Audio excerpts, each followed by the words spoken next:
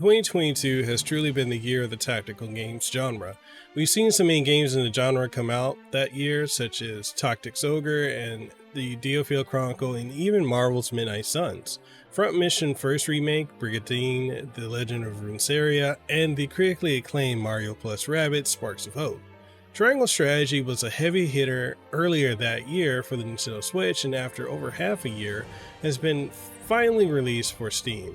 If you managed to miss out on this game during its initial run, then now is the time to dive in and experience a modern day masterpiece. Triangle Strategy takes place on the continent of Norzelia during a time of peace between its three kingdoms. The newest lord of House Wolford, Serenoa, has made it his life's mission to preserve the peace and relationships between the three kingdoms. Little does Lord Serenoa know of the strings of fate being tugged and the impending political turmoil and war that lie on the horizon that will forever change the lives of all involved forever. One of the major complaints about Triangle Strategy wasn't how much story there was within the game, even more so than the norm for a game in the strategy genre. And while I can understand that to a degree, it ultimately doesn't make much sense given how well written and fleshed out the characters and world of Norzelia are. This may not be plot-wise on the level of Final Fantasy Tactics or Tactics Ogre, but it is nonetheless a truly mesmerizing tale that will grip you and hold on all the way to this finale. Gameplay-wise, Triangle Strategy has a lot going on within it to keep you busy during the game's 34 to 40 hour campaign.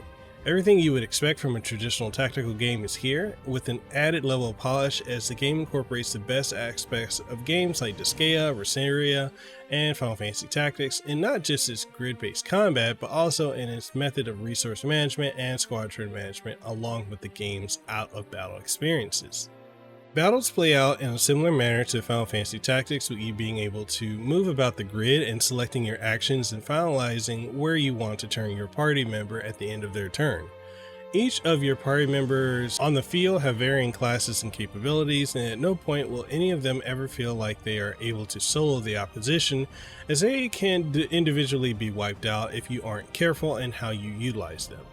Serenoa is your main character and is a lore character that utilizes sword-based combat. He doesn't have anything that makes him particularly stand out, but as he levels up, he will gain abilities such as being able to pull off counterattacks and stun attacks, as well as gain some range attacks that will help him as an overall all-rounder. Alongside Serenoa are other party members that range from your standard knights, mages, archers, healers, monks, ninjas, and more. Quietist abilities are worth investing in as they allow you to perform insanely powerful moves at any point that will help turn the tide of battle in your favor. Some Quietist abilities include being able to restore half health to any of your units regardless of location, as well as being able to have them freely move with a free turn. Being able to configure your units for each battle and playing them strategically is key here. Outside of battle are various side quests and story segments that help deeper the lore of the story being told and helps give each character further development as it allows you insight into their perspectives and viewpoints. One of the things I love about this game is in how it has Serenoa offer up to his party the option to vote on the critical decisions at various points within the story. These votes alter the course of the story and offer various branching pathways. You're also able to attempt to sway the party before each vote is cast. You can also shop in towns and do a few fetch quests here and there.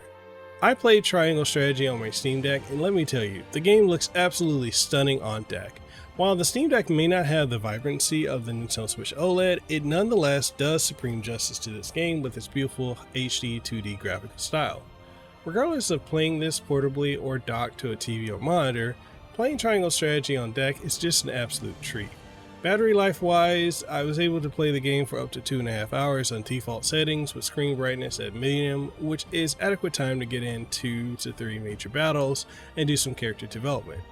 I don't really have anything to complain about when it comes to Triangle Strategy, other than the fact that you will often feel underleveled regardless of what you do quite often within the game, unless you make it a point to partake in every side mission that you can grind your units to the proper levels to feel like you're on, at least equal footing to your enemy. This can become tedious, especially in mid and late game encounters, and how long the battles can last being upwards of an hour or more. Triangle Strategy is one of the best tactics games to come out in 2022 and one of the best tactics games I've ever played. The game gives you some of the best tactical combat around that's insanely polished and one of the most gripping narratives I've experienced since Final Fantasy Tactics and Tactics Ogre. If you're looking for your next tactical RPG fix, then Triangle Strategy is the game you need to be playing.